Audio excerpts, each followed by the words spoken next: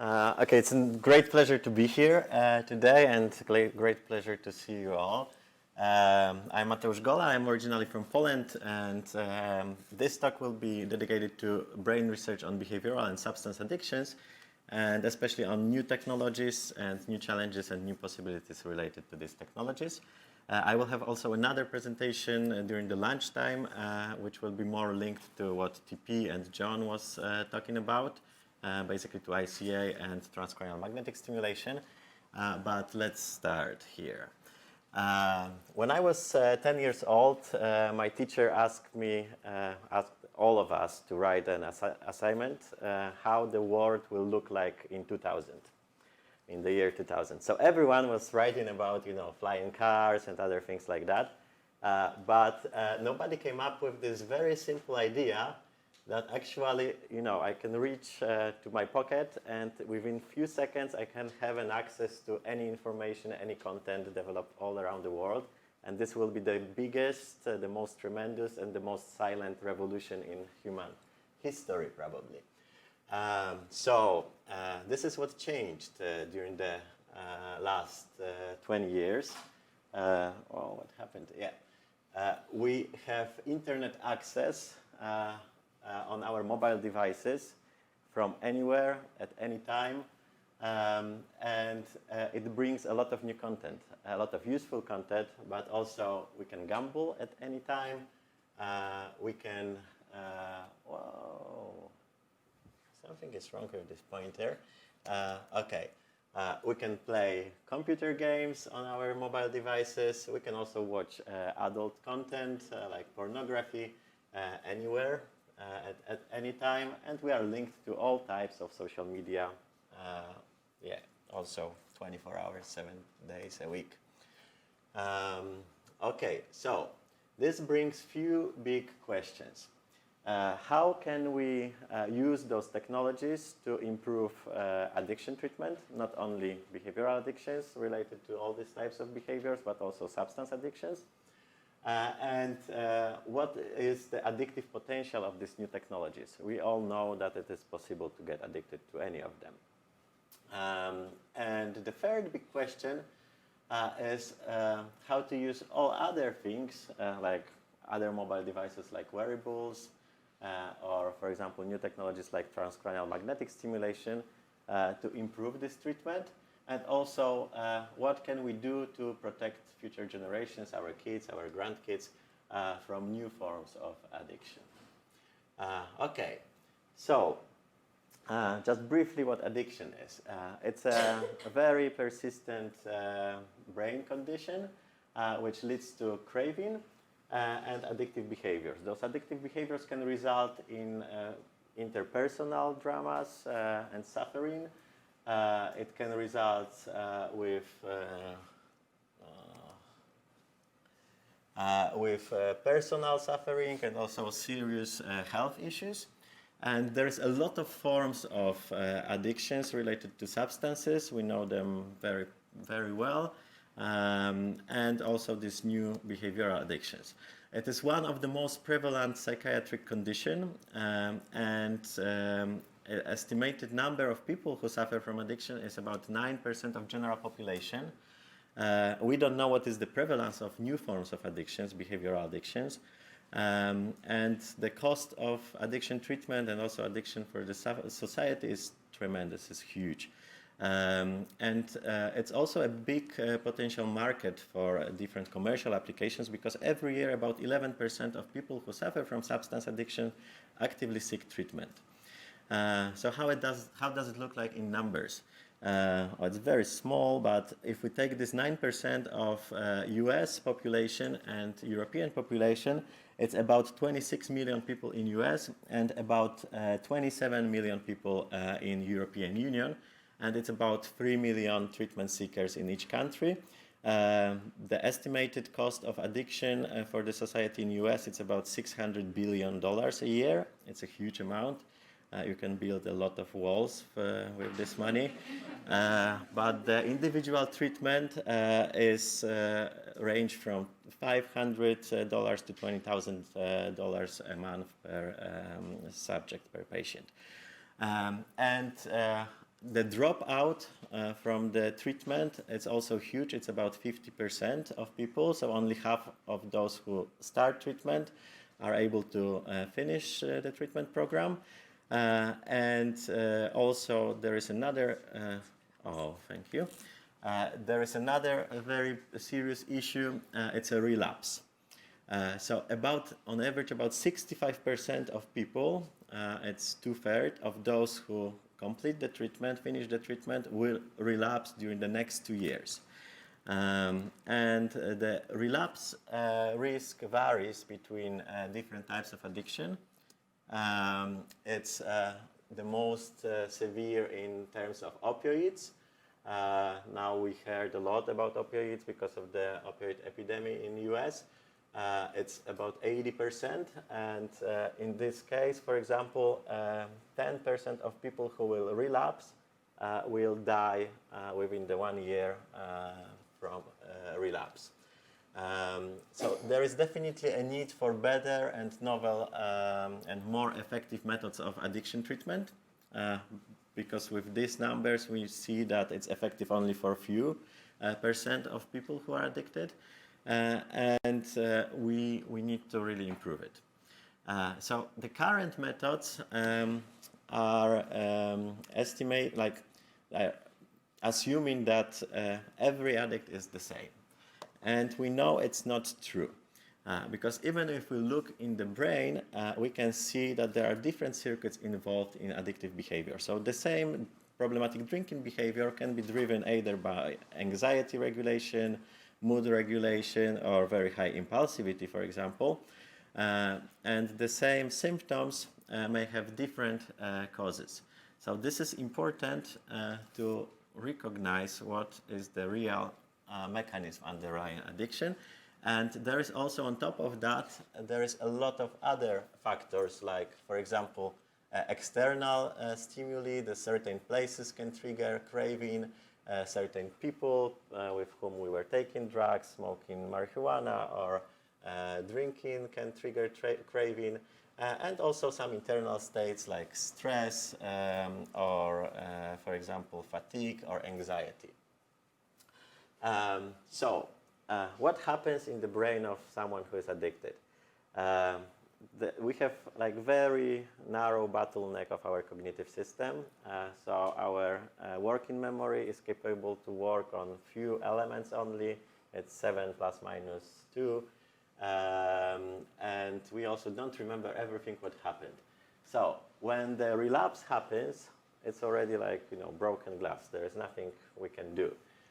But many people, when they look at the reasons for the relapse, many addicts, they just see the last thing which was preceding the relapse, for example, high stress level. But usually there is a whole cascade of events which happened much earlier, like, for example, high anxiety, then visiting of certain place, meeting with certain people, fatigue, and then stress, and then the relapse happens. And it's something what could be seen before, but our working memory and capacity is too limited. So what we are trying to do in studies is using new methods like, I don't know what happens here. Okay. Using new methods like, for example, ecological momentary assessment to assess all these factors like stress level, anxiety level, and other things. And we are using also mobile devices like smartwatches, for example, to assess it in the more continuous fashion. During the demo, I can show you how it works. It takes usually about 30 seconds to answer all the questions here. The watch can collect other data as well. And then we can try to, for example, predict when the problematic behavior will happen. I was studying mostly sexual behaviors, that's why here are some sexual behaviors. This technology works pretty good, and it's helpful for people even in its very preliminary form. In Europe, we launched last year, we launched an app because the majority of this work was done back in my lab in Warsaw before I moved here. And this app is now in use by 10,000 addicts who are using it to try to prevent relapses. And what we can do with such big data, it would be nice to do a similar study here on the representative sample of Americans who are addicted. We can take this data and we can try to cluster it to find subtypes of people with different mechanisms leading to addictive behaviors. We can try to figure out what are the individual mechanisms, and we can try to build models for each subject to find out the key factors of relapse, and then, for example, to warn them ahead, or, for example, contact them with the therapist so they can prevent the relapse. Okay, so one of the way to improve the efficiency of the addiction treatment is to stop thinking that every addiction is similar. There are different relapse ratios, depends on the different substances and behaviors, and people are different, and we should be able to provide them new types of treatment, for example, like non-invasive brain stimulation treatment, also in the very individualized way, and we can support them during the initial stages of sobriety with new technologies like smartwatches or smartphones to collect as many data as possible, and also to provide them feedback about their behavior and changes of this behavior. So let's come back to our big questions.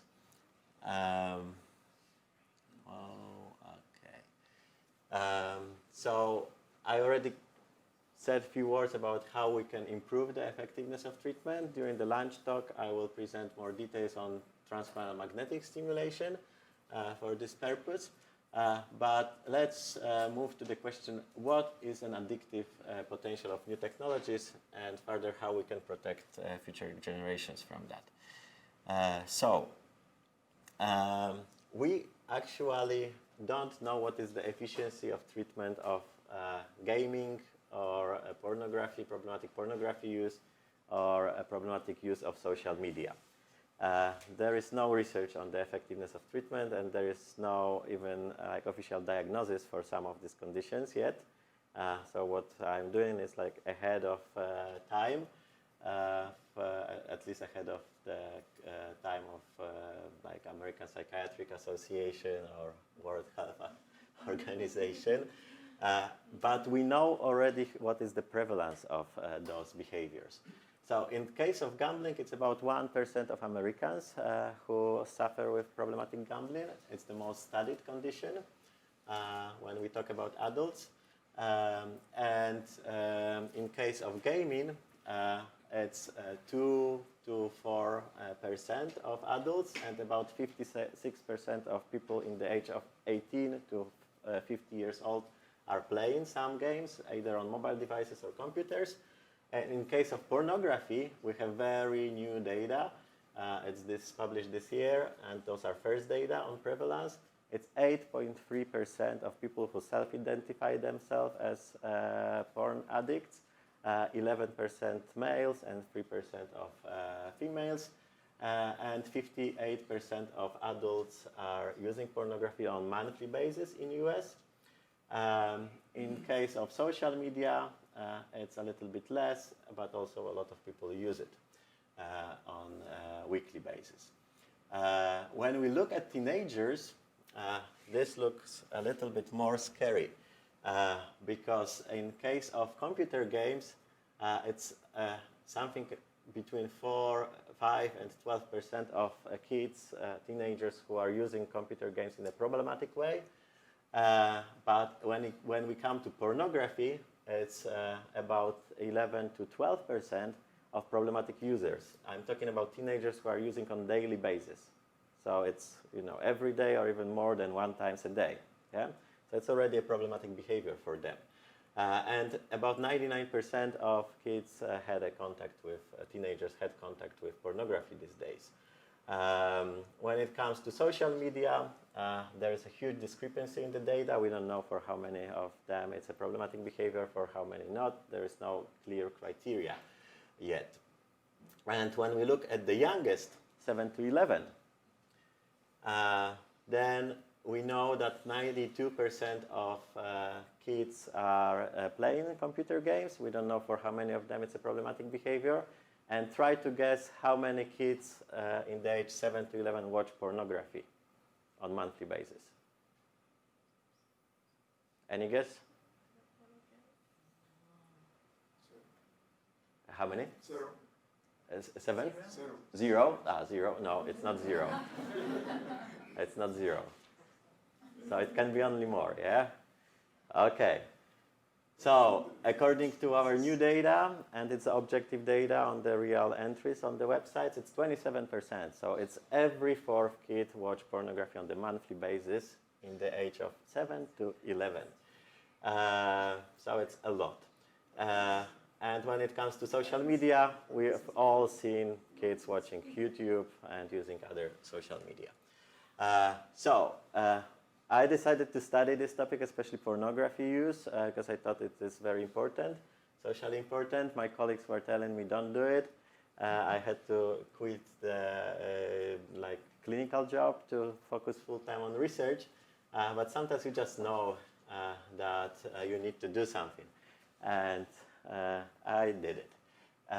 So our studies of my group resulted in over 30 papers published in very good journals during the last 4 or 5 years.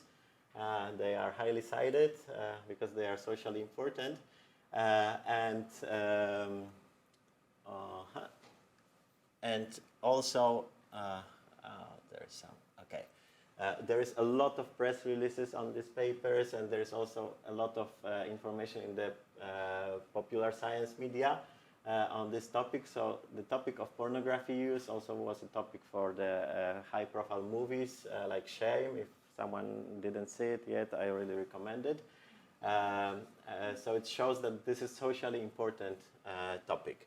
And some countries, based on this research and similar research, decided to also enforce a new legal regulation to protect kids from the early access to pornography. And also in US, some states declared pornography as a serious health issue, crisis. There are different motivations to do that, but let's shortly jump to the studies.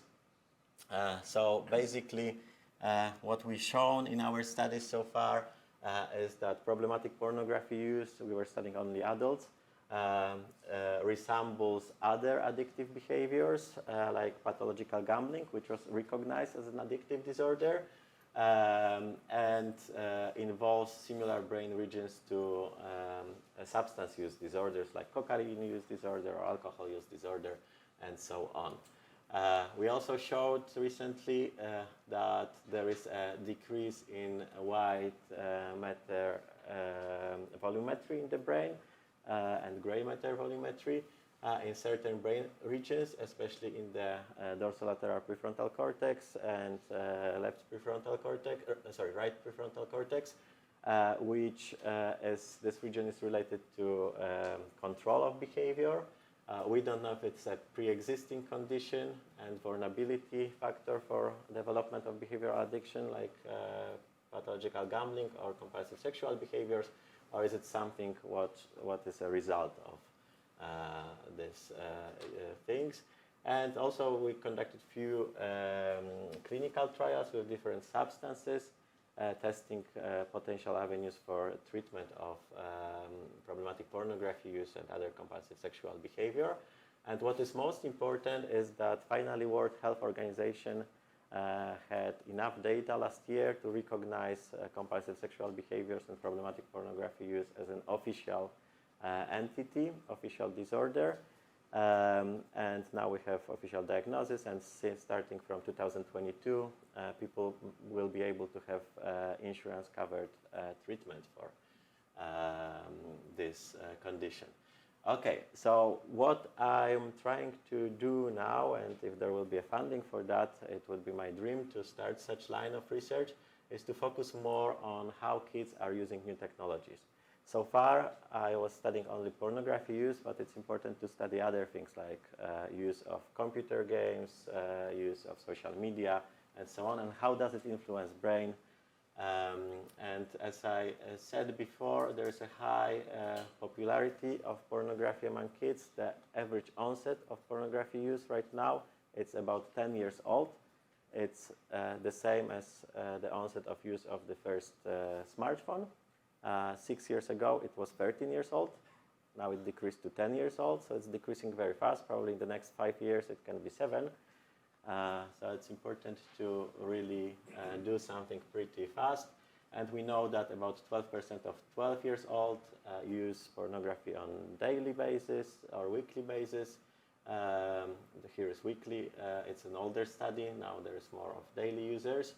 And about 11% of 14 to 16 years old use on daily basis. That is already a very habitual, maybe problematic behavior.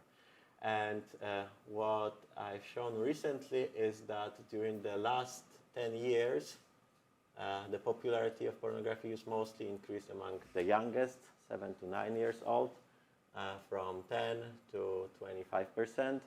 And it will be increasing because of the availability of new technology. Okay, so the big question is, with all this very rapid development of pornography and also its popularity in US. In US, it's the most popular, pornography is the most popular among all the countries, and it's moving very rapidly only to the mobile devices, and also it's becoming more and more popular among women and also girls. We already see that among 10 years old kids, it's as popular among boys and girls, so it's even. The ratios of boys and girls among youngest. What can we do? The big question is, what can we do to protect future generations from new forms of addictions?